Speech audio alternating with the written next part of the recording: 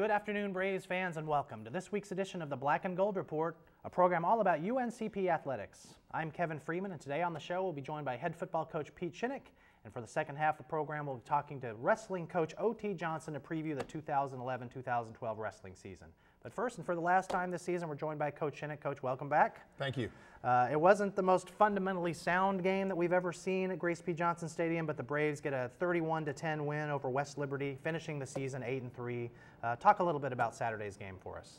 Well, we knew it was going to be a little tough just based on the circumstances, the situation. Very pleased how our guys bounced back after probably playing our worst overall game the week before. So to come out with a 31-10 victory, we held West Liberty, to fewer yards than they've had in a long time, fewer points, and I thought our offense, took a little while to get going, but after that, I think some good things took place. I was talking about the first quarter when I was up in the press box, and it was almost a comedy of error. We had six fumbles in the first quarter by both teams, 3 by each team. Why were the teams having so much trouble holding on to the ball, do you think? And this goes to, why do people fumble in the first place? Well, I think number one, there's two issues that take place with the fumble. Number one, it's either lack of concentration or it's a good hit on the defense. We had a little lack of concentration, I think, in our offensive line. Our quarterback got hit a couple times, and there's where a couple of those fumbles came from.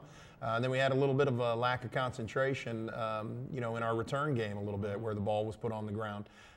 Our defense came out, though, played very well and had some nice shots on them, which I think contributed to them putting the ball on the ground. Well, Travis Daniels, we've talked about him all semester. He finished strong. He had 159 yards before having to go off late in the third quarter with an injury. First, how's his knee?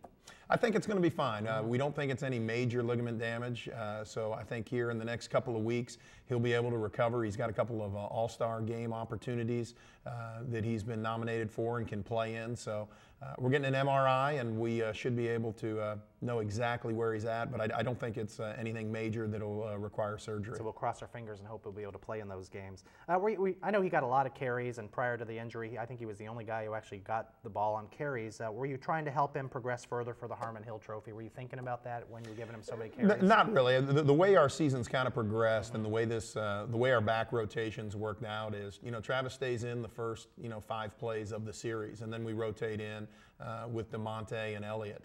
And so that's kind of how it goes. If we get on long drives, which last week we didn't, and this week we had a few, that's when we get everybody else kind of in the game. I was really, going to see what they were going to do defensively to see what they wanted to stop. And they kind of made a conscious effort to stop us throwing the ball, which then, played in for Travis to get a few more carries. And DeMonte Terry, he did a very nice job in TD's absence. He found some holes. He got 70 yards on only 9 or 10 carries.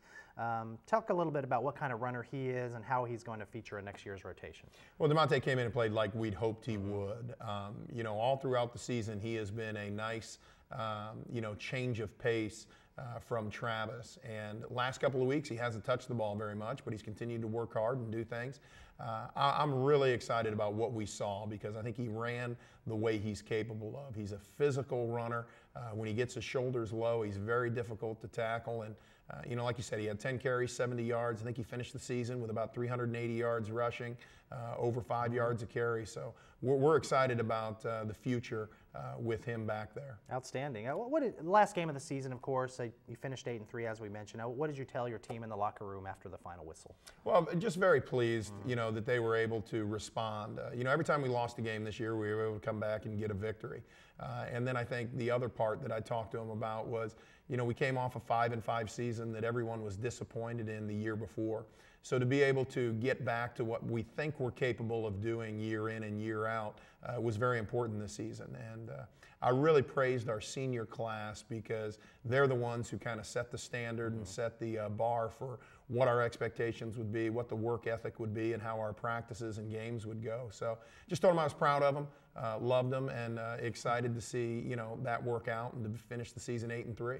Well, give us your take on Luke Charles' first full season as quarterback. I suspect Braves fans throughout the season were pretty impressed, given that this guy hadn't seen a whole lot of snaps prior to this season. Just give us an overall evaluation of Charles and what do you want to see next season from him. Well, one thing about Luke, he's a great competitor and has a tremendous work ethic. And so I was very pleased that he got better every week of the season.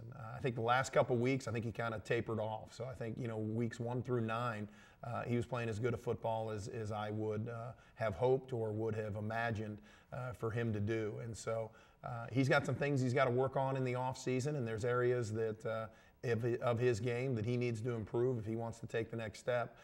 But he's built himself a great foundation, and very pleased. Almost 3,000 yards, 22 plus right. touchdowns, whatever it is. Very good sophomore campaign. All right, Coach, we're going to take our first break. We're going to come back and talk to Coach Shinnick a little more about recruiting and some of the things preparing for next season.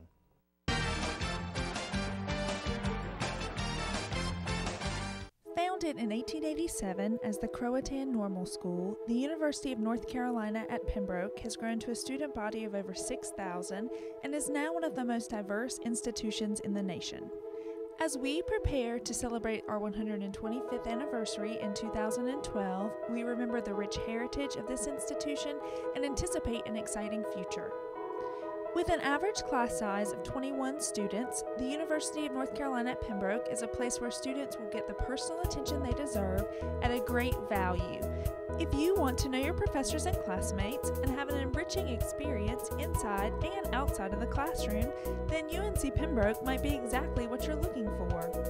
If you have what it takes to be brave, check out experience.uncp.edu. There you can take an online campus tour, schedule a campus visit, or apply for admission.